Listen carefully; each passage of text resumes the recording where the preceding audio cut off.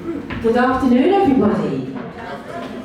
Thank you very much for being here as part of the Sigana Festival and as part of the, let me make my little blurb here. It's just going to be a fantastic afternoon.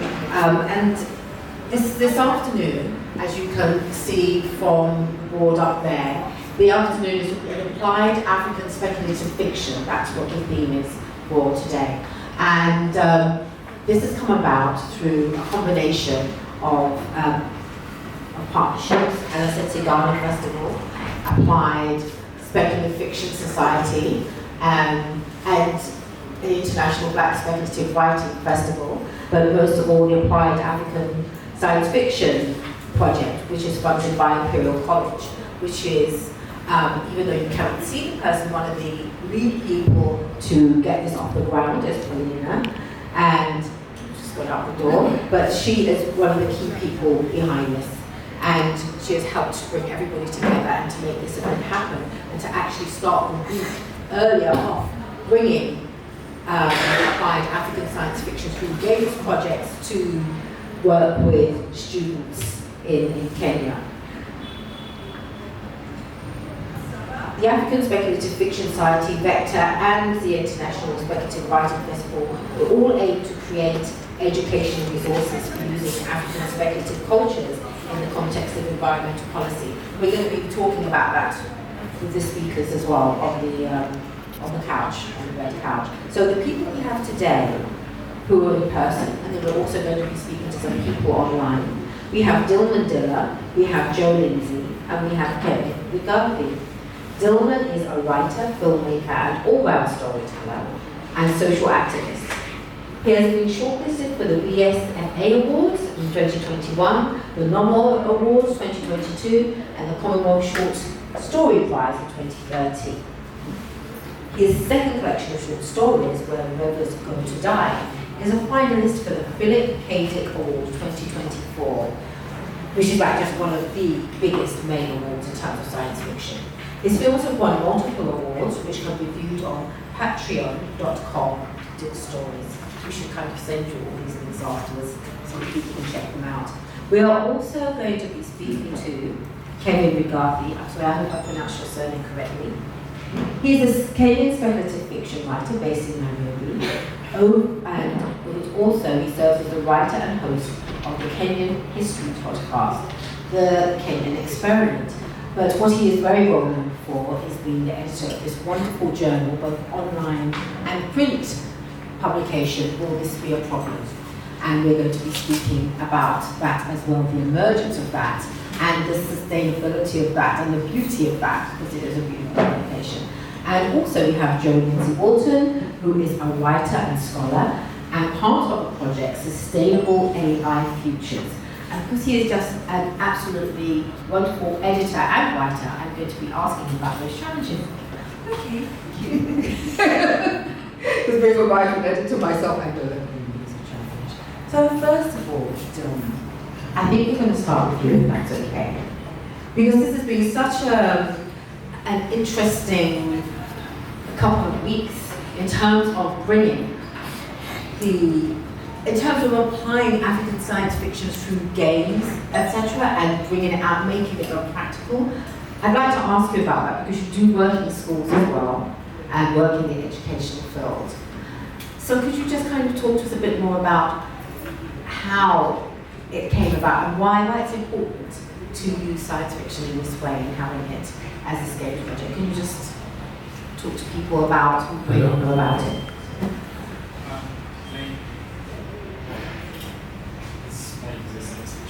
Yes. Okay, so you asking about the game? Yes. And how and the stories and how they combine. How they combine. Because I think every game needs a world and rules of the world and something that we can have like basically games need worlds and worlds create rules that the players need to follow when they are playing the game. So when Joe and Paulina asked me, we are doing this game thing, and I had to create a future, a future Kampala, very near future Kampala. So what I did basically was look at the problems related to environment that are not being addressed today, and then see what might come out in 10, 30 years from now, like how those would be big problems for the communities, especially around Kampala. And I think as the day moves to other cities and other communities, that's kind of the philosophy that goes forward. So I wrote 5 short stories, all set in 2060, somewhere there, but they all addressed a particular theme. And there's one about flooding, because Kampala is kind of built in wetlands. There are a lot of wetlands around Kampala, with Lake Victoria being where they drain to, but people keep filling up the wetlands, and we end up with floods. I think Nairobi also had something similar a few years ago, struggling with floods, and it's because of building on waterways. So one of the stories imagines a future where Kampala is submerged, or parts of Kampala are submerged. Then there are others that imagine things like if Europe gets warmer, will birds still come here from September to March, I think, their migration period. Then also there are other questions like what happens to delicacies like in Sedene, which is the locust, if we kill, destroy the habitat for where the locusts breed and grow and come out. And so in these 5 stories, they were kind of hopeful stories because they are all providing solutions. Because as human beings, we adapt. Though, of course, the danger is in seeing it as a very arrogant human way of looking at things, where we shall already like there's this arrogance in human beings that we shall always be able to find a solution to whatever we coming up with. But yeah, it's good to give people hope. But I think they all say prevention is better than cure. It's always best to go with. So yeah, the stories are hopeful and all that, but as a writer I keep thinking, we needed to maybe tell people not to get there, because we can't always fix what's broken. Thank you. But anyway, so I'm going to give this back to you immediately, actually, because what we'd like to do is hear a few minutes reading from you, 5 minutes from one of your stories. Thank you. So I'm going to read from a story in this collection. It's called The Last Storyteller. And I first thought of the story in the early 2000s, after seeing a film called Simone by Al Pacino was the main guy, and it was imagining a film director who uses what we now call generative AI to create a film. But of course back then we were just calling it a computer program, something like that. And then I thought about a world where this is very possible. So this story was first published in 2020, and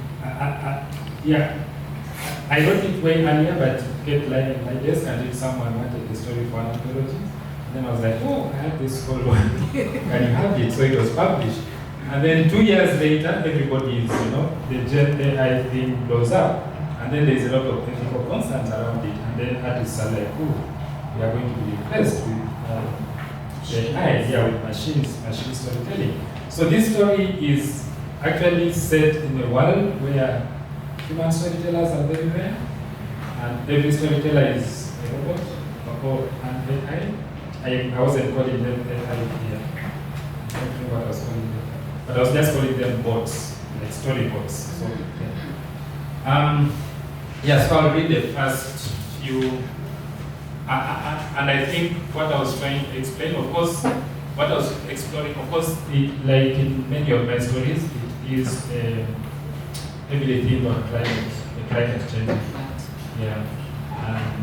This doesn't have solutions, it's just painting a very bleak world. Thank you. Okay, so she woke up before the sun and flew down to the lake. They still called it a lake even though it no longer had water and the city sprawled in the basin. Most houses were shaped like fish with mouths looking at the sky, eyes glowing, while those that belonged to the leaders looked like boats. Aya patched the buka on a rock that fishermen on canoes had once used as a natural fire, but which now sat on top of a cliff. She looked down at the waking city. Particles of ice on the rock and on sculptures of dead trees around her caught the light from the fish eyes, giving it a pinkish hue. The heater threw a red glow onto her face, and it left her yearning for fresh air, as though she was stuck in a hole underground. The noise of early traffic wafted to her like music from the shakes of 1,000 words. Bruca wings flapped in the city lights, sailing past the open fish mouths like they were fleeing predators. She could not get his face out of her mind. She could not remember him.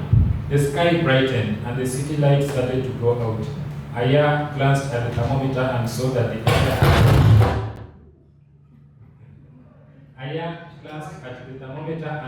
the air outside had warmed up considerably.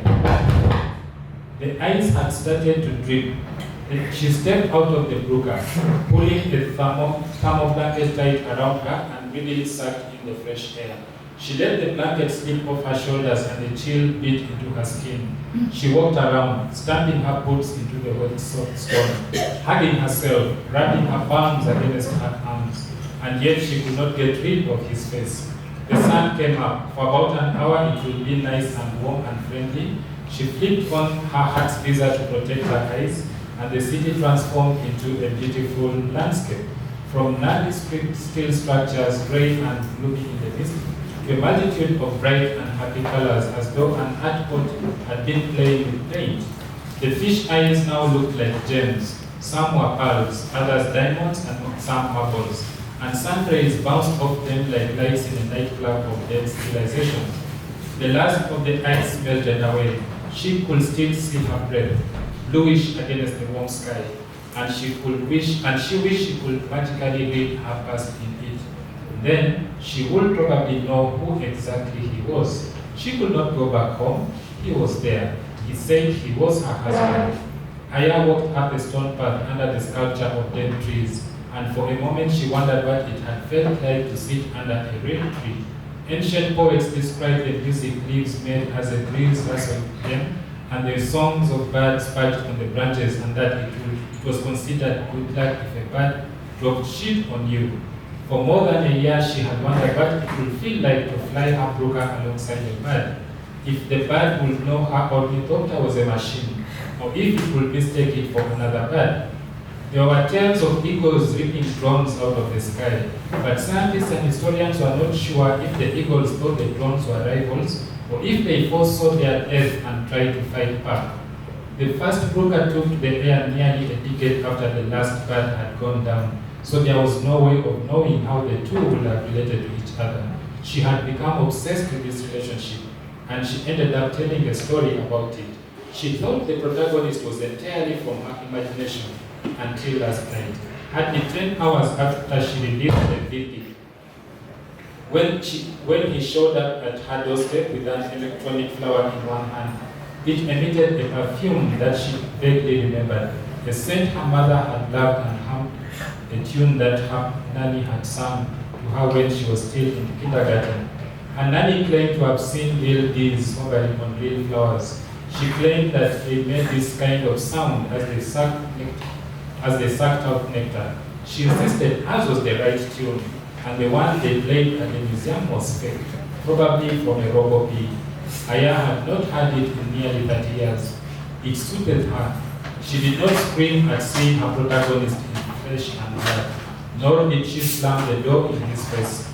She had stood there like a stone sculpture, wondering if she were having a nightmare, or if someone had already seen her VP and printed out a copy of the protagonist as some kind of joke. It had to be someone who knew her intimately, who knew she would react to that scent and tune. He had cut his finger and bled to prove that he was not a prick. She had tried to drag up memories from the smell of his blood, and she caught glimpses of an injured man lying on the floor, a knife in his chest, but that looked like her father. Thank Thank you. Thank you very much. And just to remind you that those books are for sale afterwards. And you can get them signed by the author, so it is well worth getting. So next, I want to ask Kevin about this amazing publication, because I publish a magazine myself. Magazines excite me. This magazine excites me. I hope you can all see it. Let me just... Will this be a problem? And what is interesting, it started off online. We have a print edition now. And as people who were at the festival last night and we were talking about print and by African publishers, you will know that this is very special to have a print edition and just an amazing thing to do, especially in this time with the technology that we have to move towards that way. So maybe Kevin, could you just talk to us a little bit about, will this be a problem and the reception it had and where you intend to go with it? Thank you for that lovely introduction. Will this be a problem is a literary journal we started just over 10 years ago, dedicated to African speculative fiction. At the time, it was just like an idea between friends. We wanted to see more sci-fi, more fantasy, but with Kenyan characters. And at some point, we decided, let's just do it. And we did the first issue. We just did it in our own way. We didn't even have a call-out. We hunted for writers online who were doing what we wanted to do. And we put together something. And it had a better reception than anything we could have hoped for, because people were excited about it. We were interviewed by an Australian academic who was looking into fantasy from Africans, and it was off to a good start. Then over the years, with life and the internet changing, it was quite hard to keep going, so there were a lot of breaks. But by the third issue, I think that's when we started to figure this thing out. We did a call out. We tried to have a more professional editorial process. And I think that's the first time we got writers who were not interested in submitting stories. By the fourth issue, I think this was in 2020. In 2020, we also got, we had a very lean anthology, but I think up to that point it was our best. That's what we're like, I think we've got this. We need to push this and see where we can take it. And that was the journey to this, because with issue 5, we achieved, I think, what we wanted 10 years ago, which is we have a print edition, because writers always want to see their name on a physical book. You want to hold it, you want to get it and give it to your family and friends and be like, I did this. And we were able to pay all the writers. Up to that point, issue 1, issue 2 was just volunteers. Issue 3 was a prize for the best story. But in this one, we were able to pay everyone. And I think from the response, I'm quite proud of it. If you read a lot of speculative fiction, you know Tor publishing is like the gold standard for many years. And to see our works reviewed there was something we're like, okay, we're getting somewhere. But more importantly, I think the response from both African readers and writers, I think we have writers from 7 countries in this. And I'll urge you to read it, it's really good. Not to toot my own horn, I'm the co-founder of this program, not to mention. I mostly come up with the ideas, and my co-founder does the heavy legwork and editorial stuff. Yeah, that's been our journey so far, and we hope to continue to do more print, to move beyond just the anthologies we release and have actual novels and novellas out there. Wow, that's a pleasure. So what have you, do you do events as well, or anything like that? Yes, as of this year we've started doing events. We started with the launch of this book. We've been doing book swaps, and we have an event called Page and Palette, where sometimes we sell books and we discuss what's happening in the Kenyan literary scene. What is it called, the event? Page and Palette. Page and Palette. So how do you let people know about that? We've been advertising it online. Okay. We've done just the first one.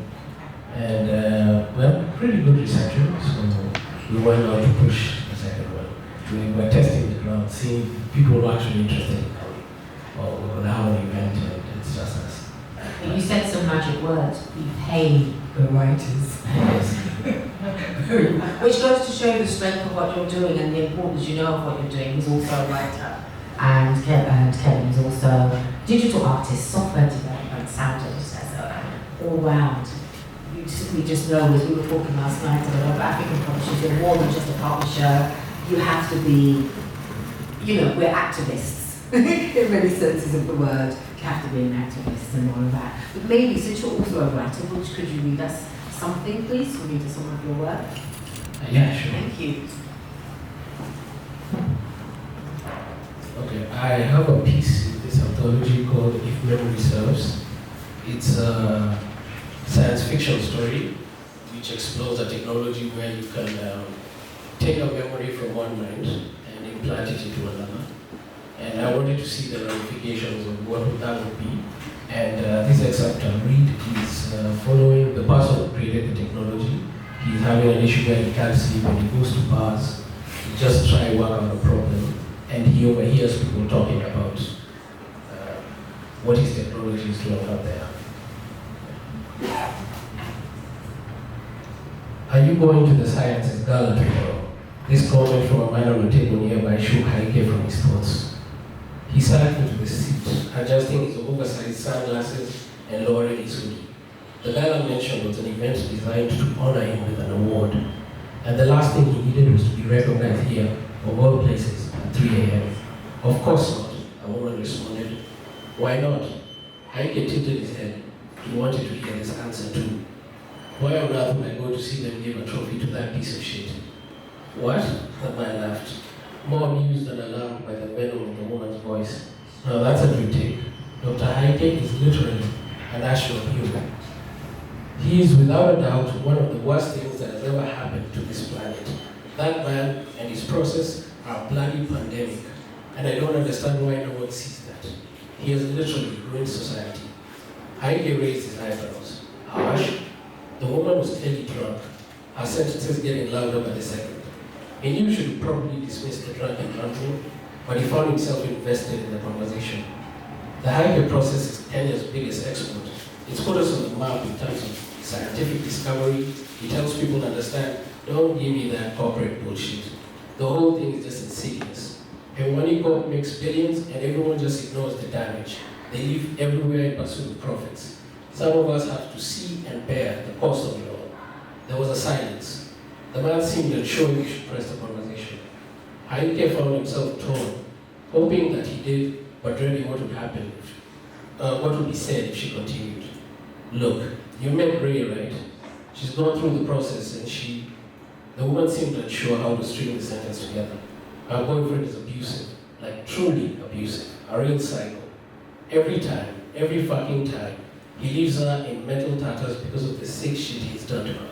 She's the kind of person who's always trying to understand, the kind who doesn't believe people can truly be evil. But all he shows her, he makes her understand just how sick some people are. And she leaves. Finally, she does leave. But she can't sit with the pain. She can't process it. So she does what everyone does nowadays. She makes herself forget. She gets the memories hyped. Haike hated that word, hyped. Mary had suggested naming it the Haike process, and he regretted agreeing to it ever since. Now he was a verb. He was a verb, and it was always derogatory. The woman slapped down on the table. You know how easy it is for a gaslighter to manipulate someone who doesn't remember? Do you? Tonight, she told me they're back together. Jesus.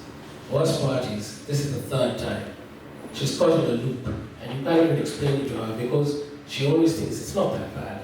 He knows more about the relationship than she does. He knows all of her weak points, and she knows none of his tactics. He guilts her into thinking that she's the asshole for wiping the memory of him, and the whole thing starts all over again. I can wonder if the unfairness he felt was just defensiveness. His process, in its original form, had been designed to help trauma patients forget, to help them wipe the memories that hamstrung their lives if they so chose. Not been his intention for other uses.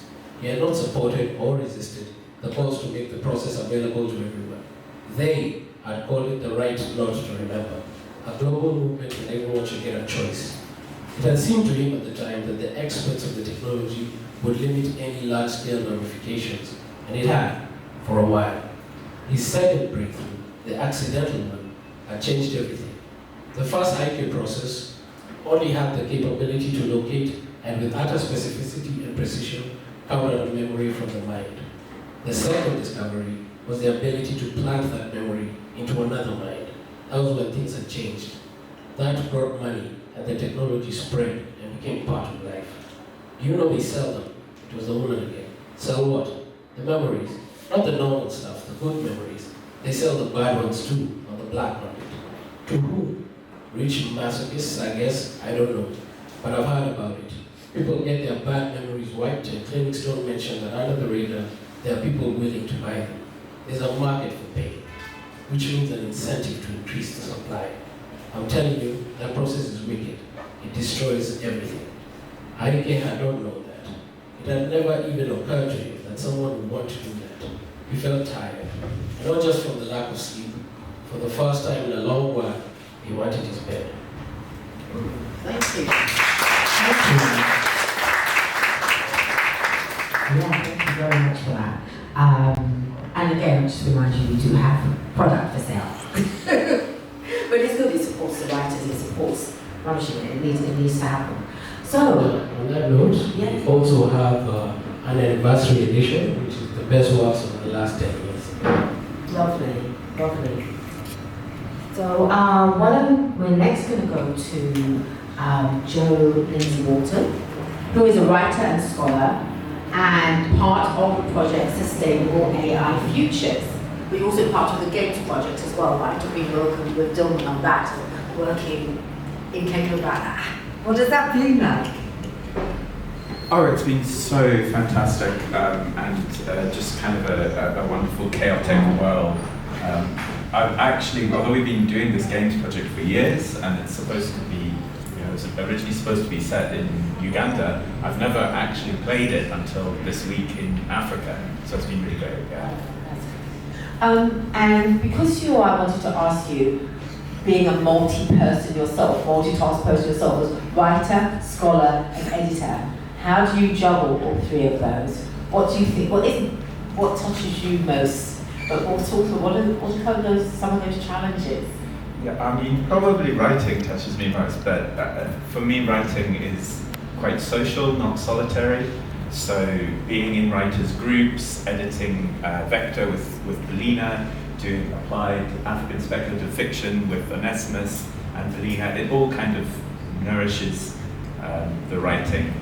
And other roles too, like activists, like you mentioned, and reader. So, for example, the piece that I've selected to read is very much inspired by writing by Khokho Tamasi, and the way in Womb City, in this short story Eclipse Our Sins, she's interested in these kind of disintegrating, or just these very interesting boundaries of bodies and how kind of bodily integrity can work. And yeah, I've tried to explore that and take it in my own direction. Do you want to hear? Yes. Okay. Go ahead. Yes. Cool, thank you. It's not for sale because I'm still writing it. It doesn't even have a title yet, so maybe you can stay in touch. Yeah. Maybe I'll call it Stay in Touch. That's actually really, I think it's called Stay in Touch. Yeah, staying in touch, wada. I won't give you intro. Ice water dripped. Do you know what, actually, so it's about Antonia, known as Ant, and Zuleika, known as Zoo. So actually it's going to be titled A to Z. Yes. We're glad to be part of that. Ice water dripped and clinked around her. So at the beginning, Zoo is walking through this forest. She's thinking about breaking up with her boyfriend, and then he just vanishes. Convenient. I don't know about A to Z though, because it kind of sounds like a text. Do you know what? I'm going to call it The End of the World Was Just an Excuse to Go This Hard and Look This Cute. Ice water dripped and clinked around. I didn't. Your face is. Call it work in progress. I'll call it. What's that? The weight of an empty cup. That's an amazing. Okay. No, read it first, and we'll come to the title afterwards. If you read it first, I will give you the title. Ice water dripped and clinked around her. Green moss and forest fall underfoot, pleasant to pick her way through. Zoo tried to focus on finding him. Zoo's shoe nudged the broken hull of a ranger drone, half lost in green lichens. Birds chirped and cawed. I'm going to call it Let's Glue Ourselves to the Forest, while the glue is still a horse. Zoo felt like she had become a detective on a cosmic level. Her task wasn't to solve a crime, or even to end all crime, but to create the opposite of a crime. There was just one problem. What was the opposite of a crime? It must be so much more than to be merely law-abiding. The complete inverse of a crime would have to want for witness as much as crime abhors witness. The complete inverse of a crime would have to be grief. I'm going to call it, because I tried to look nice tonight, which I now regret, I'm going to call it Icarus Gets the Ick. I might call it He Found Himself Torn. I might call it The Right Not to Dismember. Heavy clusters of dark berries hung down, red ones thrust up. Zoo liked how all of them around the frost curled into shapes suggested by shadows. The light led the water and showed it how to lie, how to disport itself in the world. The light and the darkness showed the ice how to harden and how to soften, how to hold on and how to let go, how to be matter and energy. What Zoo doesn't know yet is that everyone has vanished, not just this one guy. So later in the novel, the reason is going to be revealed. But can you really draw a neat line around a human? So, for example, Zoo earlier on in the novel saw a tattoo of a rose on a hiker's hand, and now, without knowing what it is, she sees that tattoo stripped of the human. Zoo smelled blood and paused by a tuffet of tight, firm moss. Vivid green, it bore a fresh, colourful stain. Inky, rather like a rose smeared by warp speed. Even so, more evil must begin in loneliness than in anything else. What happens when an unstoppable force meets an immovable object? Loneliness. Evil begins in loneliness because it is better for somebody to hate you or to fear you than to forget you, especially when loneliness is concealed by company. Might it be worse to be in the thoughts of nobodies than in nobody's thoughts? To lose the attention of one person for 1 second at one party is to lose God all over again. And you can be lonelier in the arms of someone you love than in the clean, empty, fragrant air of their flower-filled cemetery. And in this way, Zoo walks around, and then she finds somebody. She finds somebody. She finds a woman called Ant from Edinburgh, they're both in Helsinki. They've been there for a little while. Zoo doesn't speak any English, Ant doesn't speak any Arabic, Bambara, Swahili, French, Russian, or Finnish, but they're able to communicate using translation AI on their phones. And Zoo says to Ant, "Oh God, the dogs, the cats and the dogs." There had to be hundreds and thousands of these prowling creatures walled up in the city. With the human life eradicated, it was urgent that all the locks be picked as fast as possible, so that the creatures could run wild and determine how to live for themselves. Zoo remembered how the prophet, rather than disturb the sleeping cat Mueza, had once cut off his sleeve, and now Zoo pictured herself running through Casanima Park, pulled by a pack of at least 100,000 rescue dogs on leads, leavened by a dozen lop-eared rabbits, no leads, zero-belled collars, liberty for our furry friends. Ant, on the other hand, was skeptical, painting a scenario in which they were both devoured. But both agreed the issue was urgent and suggested that they loot some crowbars, then loot some pets. They googled hardware stores. Together, Zoo and Ant roamed the empty streets, smashing into apartments and houses, splintering down doors and demolishing frosted glass panels. Ant said, "Zoo, let the dogs out. Zoo, zoo, zoo, zoo." But they found Ant. After some more looting, Ant smoked a cigarette, although she explained she did not smoke. Would there be fires? For how much longer would light switches brighten light bulbs? For how much longer would toilets flush? Did little gusts disintegrate the gut flora ghosts against their midrifts? Zoo wept, Ant held her. Soon they were laughing again. Zoo and Ant did not know how long their AI language that the AI dreamed for them would hold out. The AI thought its thoughts in faraway server farms, in crypts dug deep under the surfaces, cooled by constantly spinning fans. As Zoo cudgeled down doors, speculatively calling common names for cats and dogs, they taught each other, do you know what, I will call it words and phrases for the world's final phases. We've got it, we've got it. All Zoo had to show after 2 hours breaking and entering and lesson languages was the English phrase, "Stay back, we are karate chop experts," and a glimpse of one straying tabby. "Busa, Felfel, Habib, Rex, you're like us," called Zoo to the tail vanishing behind a chimney. "You are left behind." And Ant said, yes, the pets have all gone too. A boundary line has been drawn around humanity, slicing humanity from the planet's heart. Whatever drew the line must have had a very shaky tentacle. The line included more than it should, said Ant. It left things behind. Are you so sure, said Zoo? Because sometimes there is no true path for a border, for a boundary. Like when you select yourself in Photoshop, it cannot quite crop your backdrop perfectly down to your skin. It always dirties your flesh with droplets and fine hairs of your surroundings, or nibbles you all over your body. When you cut a chocolate cake, there are crumbs, there are crumbs, there are crumbs. And Ant and Zoo, two quarreling hand-in-hand crumbs, waving their crowbars, wander the streets. Maybe I will call it, oh God, the dogs. Maybe I will call it no true borders. Maybe I will call it the cake crumbs fall in love. We will see. Thank you so much.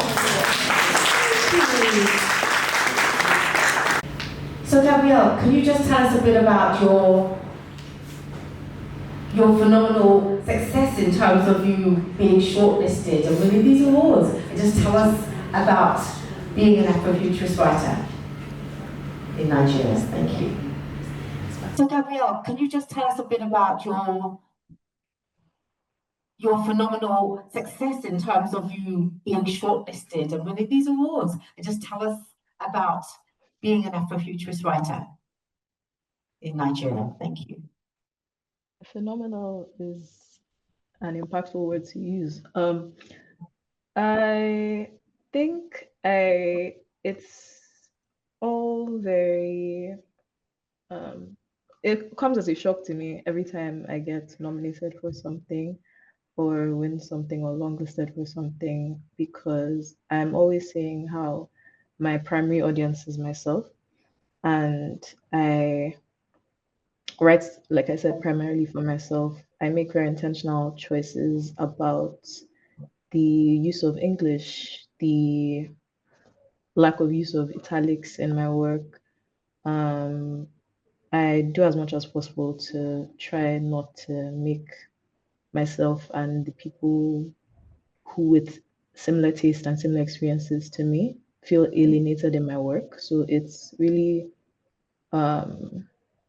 nice to see my work being appreciated regardless of the choices I make. Yeah, a lot of my inspiration comes from everyday life, the randomest, like Nigerian urban legends, or the myths and folklore of my ethnic groups, Efik and Ibibio. So yeah, my inspiration comes from everywhere, and I'm always excited when my work is read by anyone. Great. Could you also maybe say a little bit, what do you think in terms of short stories? I mean, you're talking about Afrofuturist short stories and Afrofuturist novels. Which is your preference? What do you think in terms of for readers gravitating to a story in that genre? What do you think one or the other works best? Or what works best for you in terms of expressing what you want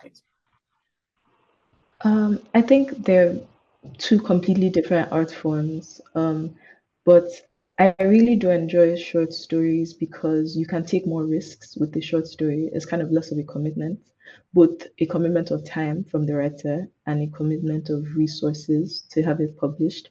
So the reason why you can take more risks with a short story is that people are willing to take more bets on a short story is because like a magazine is more likely to say, okay, this is kind of weird, but let's put it out anyway, than a publisher is to say, yeah, this strange 100,000 word thing that we will have to like invest so much money to have edited and printed We might not want to take as many risks. Maybe cut this out, straighten that out. Yeah, smooth the language a bit.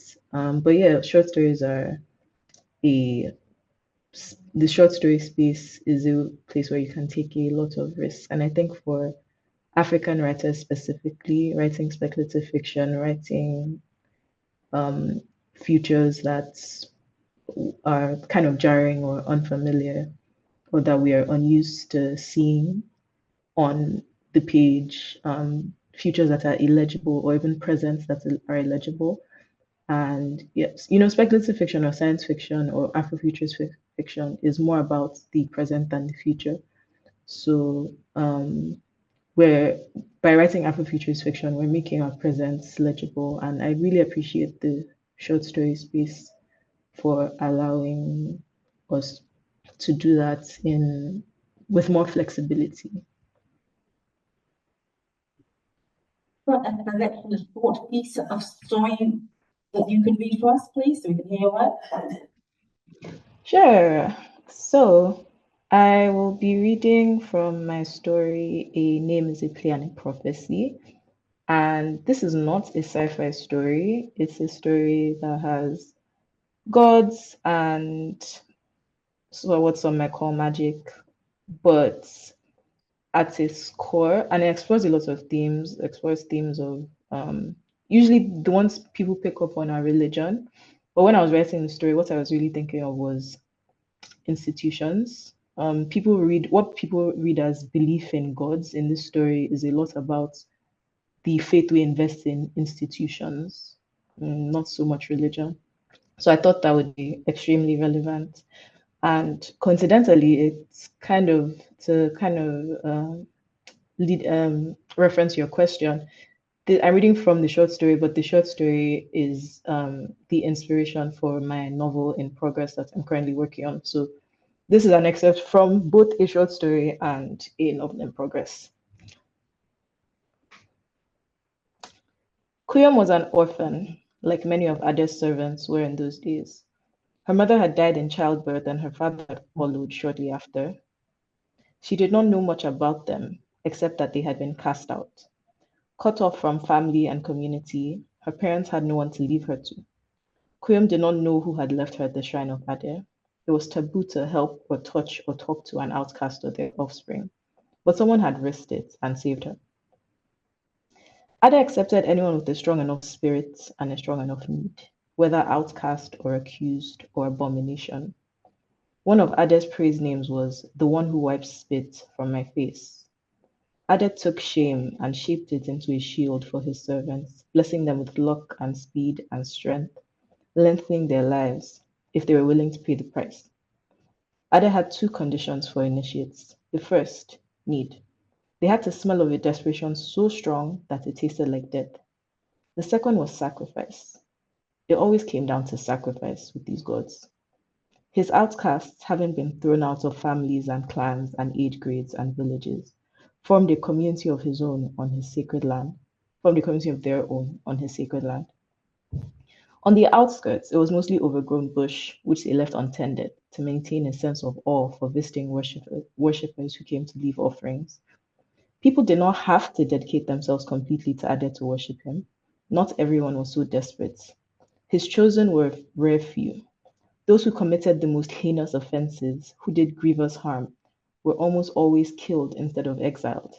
Those who managed to escape that kind of death and came looking for respite in Ade were met with unfathomable agony. He contorted those he found wanting into grotesque shapes of anguish, fingers bent backwards over cracked spines to clutch at toes, limbs folded over and under each other to compress the person into a broken, bleeding pulse of pain. Ade could weave bones with flesh and make a body nothing but a braid begging for a swift death. You know a god by its doings, by what it punishes and how, by who it accepts and why. Ade was vengeful and unforgiving and eloquent in torment. And in spite of this, because of this, he was a god of the helpless, a hider, a home. Ada took those cast out, those possessed by unknown spirits, called evil because it was the closest word accusing hands could grasp. He remembered those who were forgotten, who lived between realms, who had lived too many lives, whose eyes had seen too much, who the world had called broken and then proceeded to break. He wipes the spit from their faces. Thank you.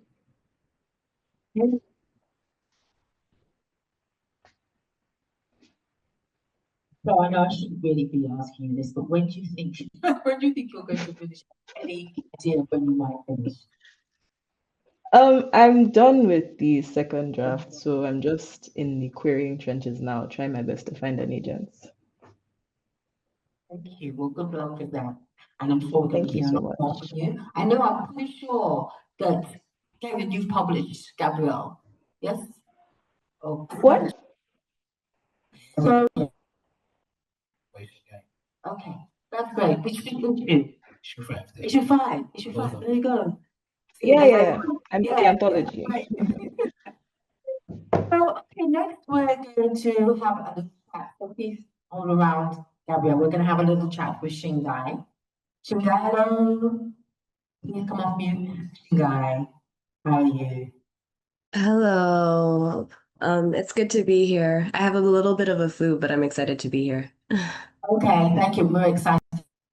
But can you just tell us about your challenges of your Afrofuturist writing journey? Did you come, Bethany, did you, when did you start? Did you find it fairly easy to, not so much fairly easy to get published, writers don't usually, but in terms of placing yourself in the position to get published, how did you find it? What were the main challenges? I think writing Afrofuturism or African speculative fiction has always felt natural to me, because of the type of media that I consumed, and then also because of which I think is something that you all have been discussing, how elements of African literature always feel speculative regardless. And about getting published, it was definitely a journey. Um, my first story that got published, I wrote it when I was a participant in NIWA, Nairobi Writing Academy, organized by McKenna Onjurika. And it got published in Omenana, which is the African speculative magazine. And that set me up in a lot of ways for all the other publications that came afterwards. Um, and then I wrote my novella while I was doing my MFA in creative writing, and I was looking at independent presses and like small publishing houses that were um, open for the types of work that I was trying to write. And I ended up finding one that specifically wanted queer speculative fiction, which my work fit into. Um, yeah, and I mean, every story, like for every acceptance, I feel like there's 5 to 9 rejections. So even the stories, some of my most known stories, I feel like have been rejected many times before they found a home that worked for them.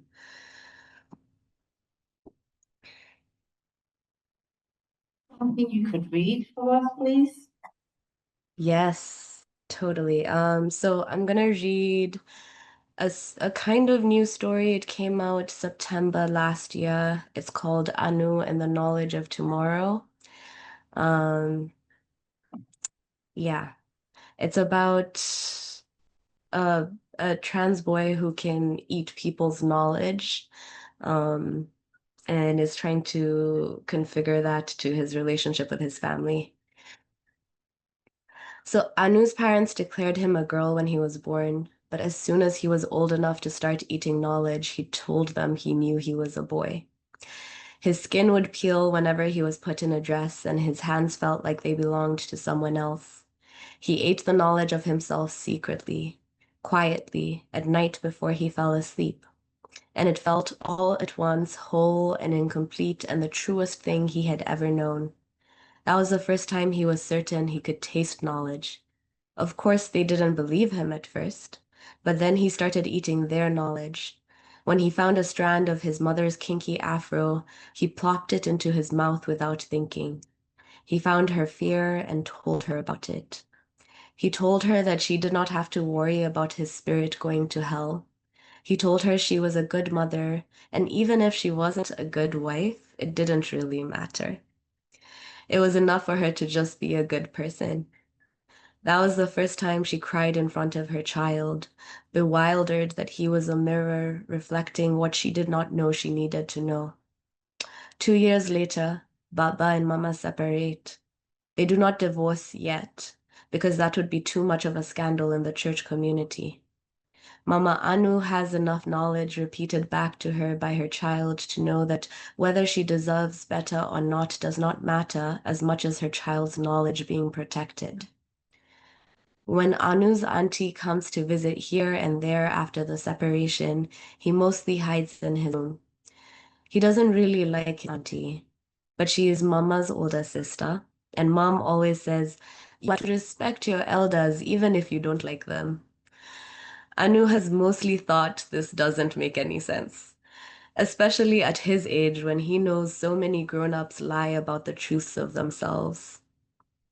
The first incident happens accidentally when Anu is 14. Mama Anu is away most evenings for her night school classes, and Auntie Miri is cooking dinner. She asks Anu to come keep her company in the kitchen, and he grudgingly obliges. He has a hack already. All he has to do is ask Auntie Miri basic questions, and she will talk and talk and talk and talk about herself for hours on end. He doesn't even have to listen while she talks. He can zone out thinking about the secret knowledge he has collected and tasted from strangers around him. Usually, most of Auntie Miri's monologue is manageable, as long as he can escape into the back of his mind. The things she says about these and those groups of people he tunes out. This time it is harder to disappear into his own mind. He can't help but tune back in, catching on to how this is not the country that God and the president had promised it would be. Lakini yenyewe, that president, we prayed him into that seat. Now look, he has gone and taken what God has given him for free and turned it into a playground for him and his friends. We have to pray harder, Anissa. Anu balls his fists at the name and wills all of his intention into the chopping of vegetables Auntie Mary is busying herself with. The knife slicing in to chop onions, tomatoes, carrots, and ginger for the stew that mother loves. Do you pray for your Baba? She continues without waiting for an answer. I told your mother before she married that man. I told her that his people were not to be trusted, but that woman is stubborn. It is no wonder she has raised such a child. Auntie Miri looks Anu up and down and up again. He twists his neck, waiting for what he knows is coming. You can't just be normal, Anissa. Already it is stressful enough that your mother has to raise you by herself. But everywhere you go together, they ask questions even she does not have the answers for. Anu, fist balled, staring at the knife chopping away, does not respond. Auntie Miri has never been the type of woman who needed a response to continue talking. There is no sense in talking to a child whose fruit falls from a stubborn mother, is there? Lakini surely, she does not know how to talk about you. Your mother says you are her child, not her daughter, her child. When people ask more, she does not know how to respond. Auntie Miri gets more and more worked up, chopping with ferocity as she talks. Anu holds his breath for 30 seconds, tight, counting. The knife catches flesh, slices. Auntie Miri gasps, choking on her words as blood splutters out of the gaping wound. Anu unclenches his fists, adrenaline pumping through his veins, awoken from what feels like a trance. He runs to fetch water from the sink as Auntie Miri looks for serviettes to wipe the deep, clean cut. Anu puts a little salt in the water the way Mama taught him to do for wounds, and finds the cotton balls in the hidden drawer at the back of the kitchen counter. Auntie Mary sits on a high stool and bites her lip as Anu takes her hand and dabs all around her palm with the salty water. The hunger he has begun to become accustomed to, the desire for knowledge gnaws at his belly as he bandages the wound. He staves it off, but only for so long. You, Auntie Mary whispers as he cleans, you look like your mother. I'll stop there. Thank you very much. Yeah, great. Alvin, come across to Alvin next. Alvin, good afternoon. Could you unmute, please, Alvin? Could you please unmute? Hi, can you hear me? Good afternoon. So Alvin is a speculative fiction writer here in Nairobi. He's also a poet. And myself also being a poet, that's a question I have to explore with you, is how do you factor the genre of African science fiction into your poetry? Do you think it has a place in poetry? How do you express it in poetry? Hi everyone. I've been traveling and I'm actually just in a hotel room as you can see right now, so I'm a bit discombobulated sorry about that. Yeah, so poetry is really, I feel like, a very all-encompassing kind of discipline. Like you can talk about anything in poetry, and speculative aspects are no different. You can have sci-fi aspects, you can have fantasy, you can have basically any speculative aspect that you could think of in poetry. Poetry is a really flexible medium, and I feel like it's can stretch to express anything. What did you start with first? Did you start writing poetry first, or did you start writing fiction first? So I started out writing poetry first. For fiction, as Shingai mentioned, Omenana. I think that's a lot of African speculative writers' first entry into the genre. So I also started out writing for Omenana. I sent in a story, I think in 2019, a story. So for me, poetry came first, but the speculative aspect in poetry, which is something I still grapple quite a bit with, is came later. So I started writing poetry first, and then I wrote speculative fiction, prose, and then worked the speculative aspects into the poetry. Okay, thank you. Maybe have you got something for us? I know you said you've just been traveling, but do you have something you could read for us, please, so people can hear your work? Yes, Thank yes. you. I'll read you two poems. The first poem is called Day Zero.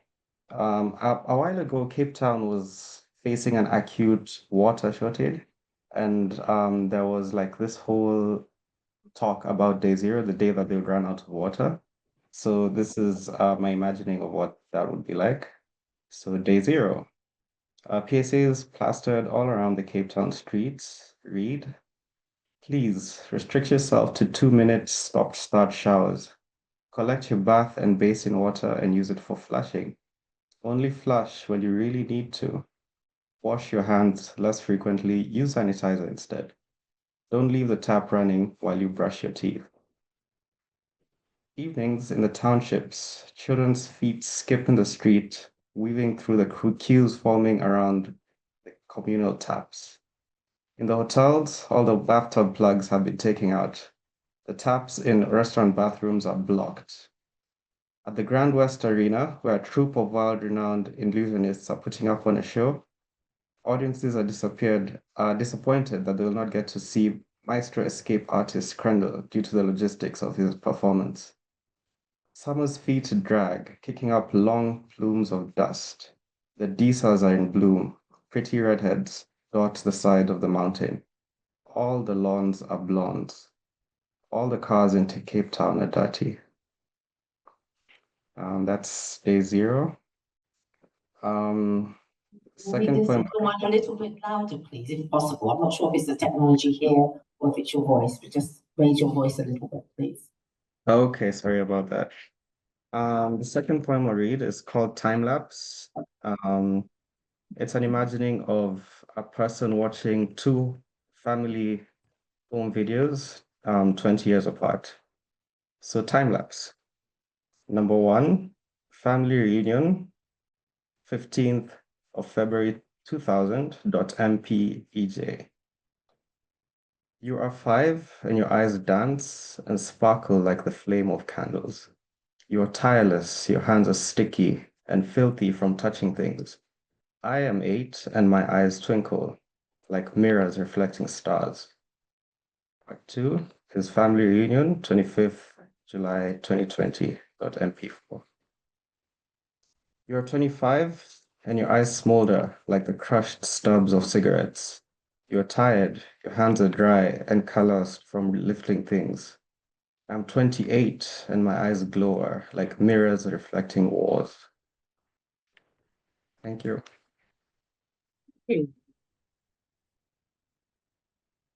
Really interesting. I think it was a really interesting question that came up as part of our panels this weekend, was when a South African poet, who many of us love and know, Rankile Gansho, she said, well, if we're saying that so much of our African literature is speculative, why are we defining it specifically as speculative? Why do we not just call it African fiction? I wonder if any of you have any thoughts about that, if you thought about that as well. So, Shingai.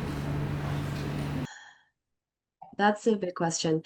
I think that genre can be expansive, but only until it is not. And I think when it is not, then it can be discarded when genre becomes limiting. I think calling work speculative allows you to, an African work speculative, allows you to draw from the tradition of speculative literature, to be in conversation with whatever else you consider African literature. I think actually one of the challenges that I've had as an African speculative writer is people trying to box you into one subgenre or one category. And I do think that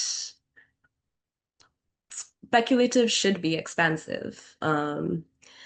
And yeah, that's what makes sense to me. I think about Octavia Butler's quote when she started talking about, this was before the terms Afrofuturism, Afrosurrealism, all of that existed, when she was asked why she writes sci-fi, and she's named the mother of Afrofuturism. She said, because it is the place where I can do anything, which is similar to what Alvin said about poetry and speculative work, both being deeply expansive and flexible. Yeah, those are my thoughts. Thank you. Yeah, thank you very much. Gabrielle, what would your response be? I think it's an interesting question. I think the term speculative fiction is, in fact, a lot more expansive than other genre labels that are often imposed on African literature just by virtue of African literature representing realities alternative to Western realities. So genre labels like fantasy, or there was a time when I think magical realism was the buzzword that was used for a lot of African literature, even African literature that I think it was debatable was trying to be magical realism. Like, for example, if I write a story about a Nigerian woman who is trying to do, I don't know, money rituals and sacrifices so much, goes to a babalawo or a juju priest and sacrifices someone for money rituals. Am I writing fantasy? Am I writing magical realism? People have these beliefs and people do these things and invest faith in these belief systems today, in real life. So, I think it's complex because there's a difference between representing your reality and that reality being different from what the West views as the West would tag contemporary fiction, and then that being tagged magical realism, and you as a speculative fiction writer intentionally delving into the realm of fabulism and these in-between genres. So I think speculative fiction, when it is tagged onto the work by the writer or identified as such by the writer of that work, is expansive enough a term to encompass a multitude of writing styles. But if it is being imposed on African fiction externally, that's when I think it becomes restrictive instead of descriptive. What's come out of from both of what you both said is the expansive is what is important, is the expansiveness of it. Alvin, what would you like to contribute to that, please? Yeah, just amplify what Shingai and Gabrielle both said. A lot of things that we are part of our cultures and very normal for us, I guess, are a bit alien for Western audiences. I think it's more palatable if it's packaged as speculative fiction for them. But for us, it's just our traditions, our norms for us. So I would say that I'll just amplify what they say. The term is expansive enough to encompass all those stories. So, Joe, what would your response be, please? I agree with the panelists, and I'd just add that, Jane Austen's Pride and Prejudice must be science fiction because, how do the servants go invisible? Do they know magic? Are they spirits? Do they have technological nano-invisibility clothes? And I think this term has always been kind of nebulous and contested and slippery, but it doesn't mean it can't be nebulous and contested and slippery and weird in African contexts in its own special way. And I think African speculative fiction must exist because African speculative fiction writers exist and they're doing something. Okay, great. So, what do you think?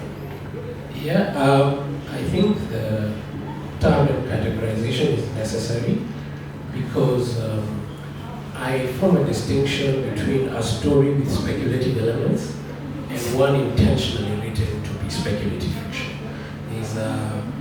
When you write it, there's an emphasis on different things. Like you can pick something that's in a lot of African cultures, let's say the evil eye. If I was writing a literary story about the evil eye, I'll have different emphasis on different things than if I was writing a horror story about the evil eye. So I think that categorization is there just even for expectations for the writer to be able to play with and for the reader. Yeah. Spoken like a true editor. No, really. I think a lot of that, being an editor as well, would you say that some of that is realized through editing?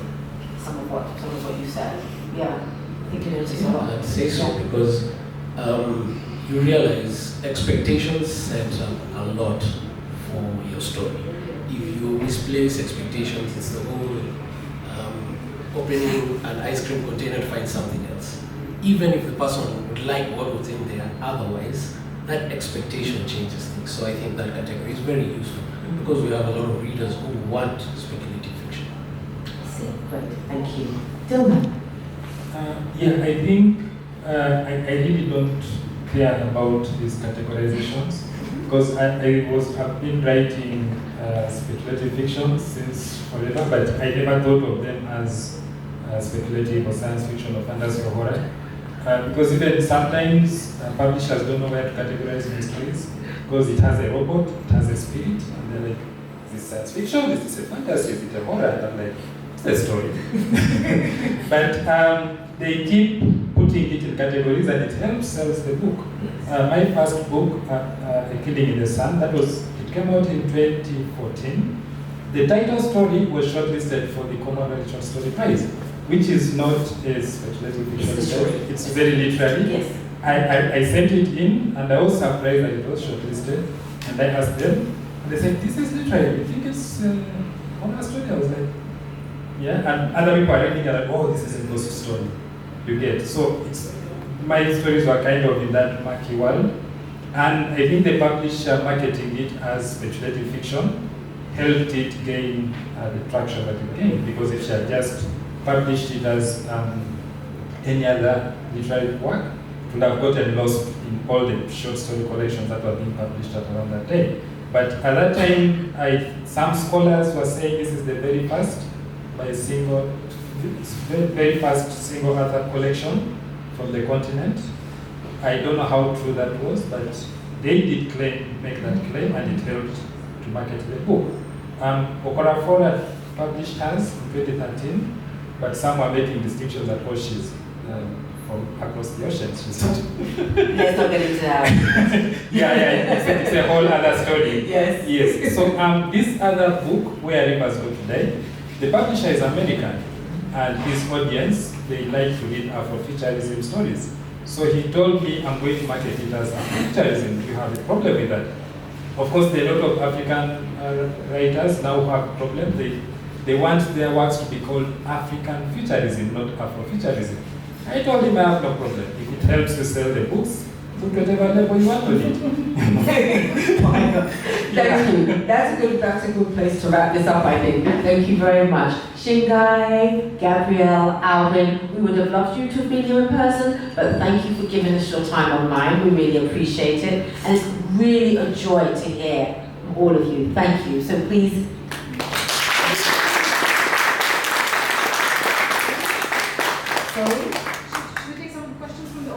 I didn't know if we had the time to do that. We have time, yeah. We do.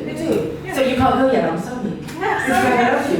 We do not have time. How much time do we have, Panini, just so I know? Well, I think there was a confusion with the time, so Florence, they need... Oh, she's in that. Yeah, she's here. But we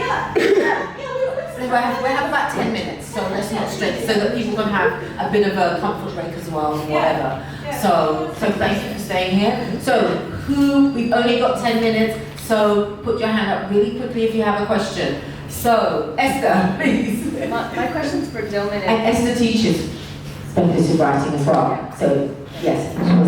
My question's for Dilman and for Kevin. I'm wondering if you can talk about horror and why you're drawn to it, and thank you. Why you're drawn to the genre of horror, or how horror elements come into your writing.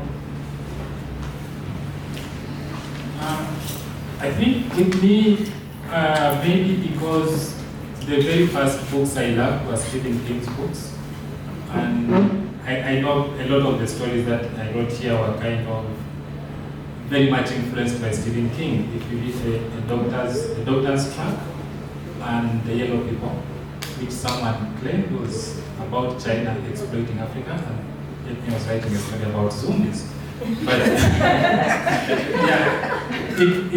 they are both directly influenced by works I had read from Stephen King. I wrote them in my early years, and so I read Christine, and I was like, oh, I can write a story about a haunted car set in Africa. And so that's how I wrote The Doctor's Trap.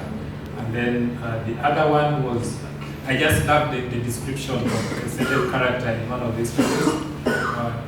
Low men in yellow coats, and I was like, oh, I can write a story about aliens wearing yellow stuff. So that was like the foundation, and I started reading him really early. I think I was 13 years when I read The Stand. It was for adults, and I enjoyed it at that time. But outside of that, I think I don't know if I still write horror. Because even this Where Rivers Go Today, the publisher was marketing it as horror, and I was like, where do you see the horror in that? But yeah, somehow the horror elements just come out. But I think maybe it's because of Stephen King. But also outside of writing, especially in film, I write a lot of comedy. And some people say, comedy and horror, they are really interrelated. It's like you just flip a coin, and instead of horror, you have comedy. So I think maybe that also helps.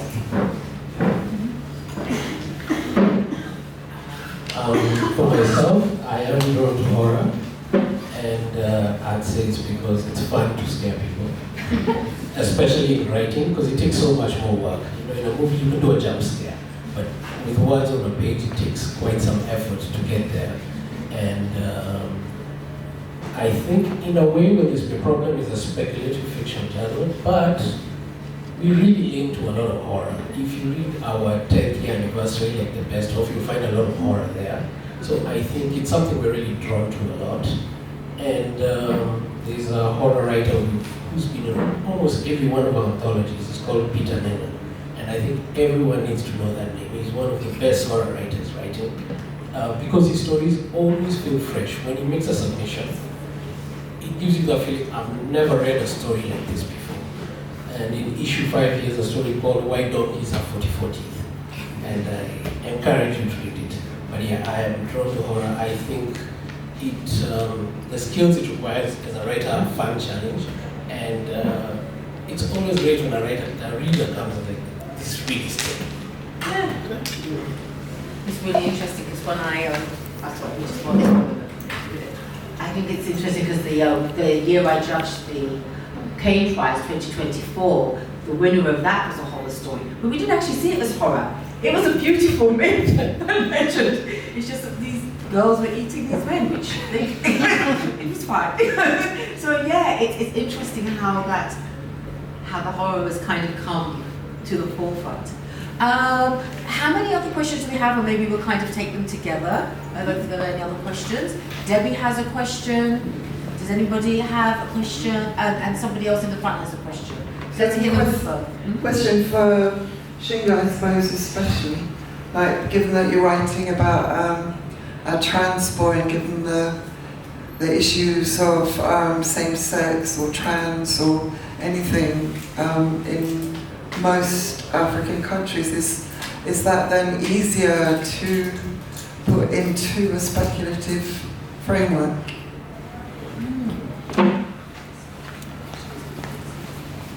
Okay, my name is Vishing Junior Valentin. Okay, there are these 3 terms that I would love you to coin for me.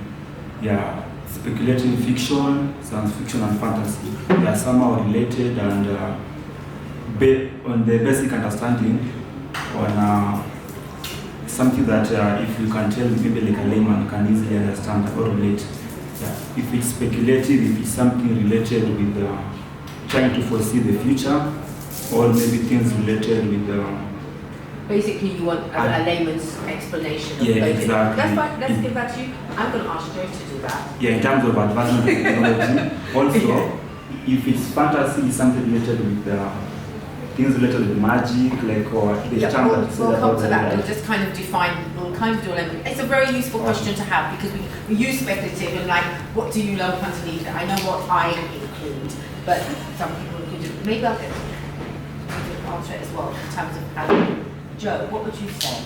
Should I answer that one really quickly? Yes, please, definitely. The basic answer would be fantasy has magic, horror has jump scares. Which you can do maybe when you turn the page, I don't know. So horror is scary, and science fiction is spaceships and lasers and the future, and if you lump them all together, that's speculative fiction. That's the beginning answer. But then everybody says like, oh no, it's more, it's different, like these categories are more slippery, but that hopefully gets you started. Does that answer the question? No. Maybe just to add on, I think what some readers do, they make a very clear distinction. If it has technology that is achievable within our lifetimes or some future that we can foresee, then it's science fiction. If it's like Star Wars, then it's fantasy. Though some people just call Star Wars science fiction. But it is fantasy because it's technologies that can never be achieved, faster than light travel is fantasy, it's a myth. But then at the end of the day, I think it's more about capitalism and marketing books and all that. Because I think every story written is a speculative story. Whether it's a story about 2 people falling in love, because you're not writing about real people, you're writing about, you're imagining people like, oh, this person will come, sit in a cafe, see a girl over there, winks at her, they fall in love, they get married, they have children. There's nothing. That's fantasy, isn't yeah. it?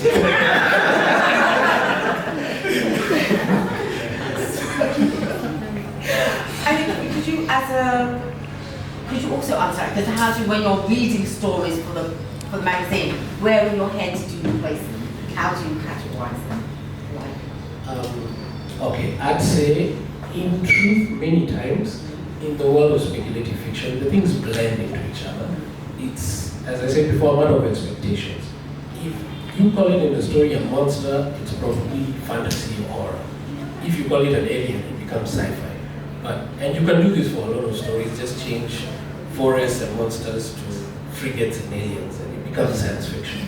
So I think the speculative fiction world has a lot of overlap. Yeah, it's just to set the reader expectations, what someone expects to see in a fantasy story or a science fiction. But I think it's all speculative fiction. Thank you. I'm going to ask Gabrielle to see what she thinks about that too. Then we'll go to the question to be answered that Debbie asked. We'll go to Shingai to answer that, if that's okay. Gabrielle, what would you think in terms of categories, in terms of speculative? Do you have any? She's kind of, maybe I think she I do agree that a lot of the categorization, especially stricter categorization, is for marketing purposes. But there are certain, like, a genre is I loosely define a genre as a set of expectations, right? So you enter a fantasy novel, you have expectations, whether these expectations are in terms of certain story beats or certain thematic elements. Same thing for horror, sci-fi. But I find myself enjoying personally to read and write things that are kind of queer in form. So that makes these elements, these themes, these stories to make something complex. I think categorizations are useful, but I also enjoy when categories are good. Thank you. Thank you. Shingai, do you need us to repeat that question that Debbie asked about your character, or are you okay just responding to that? I think I got it. And if I'm not answering correctly, feel free to interrupt and ask me again. So I think the question was around whether speculative writing makes it easier to write queer characters, and especially trans characters, coming from a place where queer and trans bodies are criminalized. I don't think it makes it easier necessarily. I think that I would be able to write literary fiction about queer and trans characters because that is like the lived experience of people in the world.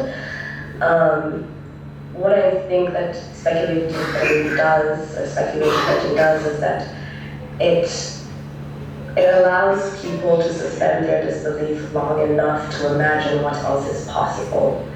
So if there is a way that I can use that to create empathy, then I will.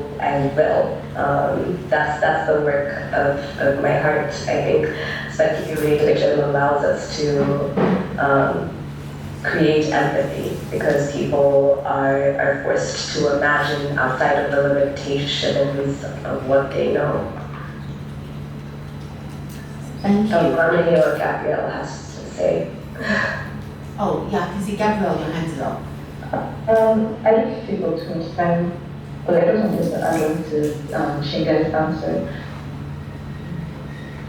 So you wanted to add on to Shingai's answer? I just wanted to quickly add on to Shingai's. Sure, please, go ahead. That's really interesting, and it's actually something I've been thinking about. I was considering writing an essay about earlier in the year about how basically to exist as a queer person in countries of the majority of African countries literally is as an exercise in speculation. Your reality is consistently denied and your truths are labeled fantasy. So when the question about whether it's easier to depict queerness in speculative fiction, I don't know if it's necessarily easier, but I do think that part of the utility of speculative fiction, like Shingai mentioned, is like getting to suspend disbelief, but then I think more importantly, the expansion of imagination and the openness to more expansive essentially. And I do think it's interesting that lots of speculative fiction, at least the speculative fiction I come across, especially short fiction, Nigerian short fiction, is quite queer. So yeah, I think it's quite cool to see. I think in terms of the space, the speculative short fiction space is a bit more queer friendly, yeah, generally. Thank you. I hope people found that response useful. Thank you very much, all three of you, for sticking with us and staying with us. And as I said, it's been absolutely wonderful hearing from you. So please give Shingai, Gabrielle, and Alvin thank you. And also to the three writers, editors, educationalists, activists here also on the spread couch, Kevin and Dilman. Thank you all very much. Thank you. Before we go, we're going to have a little, like I said, a little 5-minute break as we set up for Florence. And Florence, Okoye, could you please tell us what to expect when we come back? Yes, I'll just give you a quick introduction to a demo that's being made of what might hopefully become a toolkit of how to use African speculative fiction, and just be an opportunity to give feedback and share your ideas. Yeah. So it's a toolkit for what exactly? Say that again. So the Applied African Speculative Fiction Toolkit. Thank you. So yeah, that will be when we come back from the break. So thank you everybody. We'll see you back in a few minutes.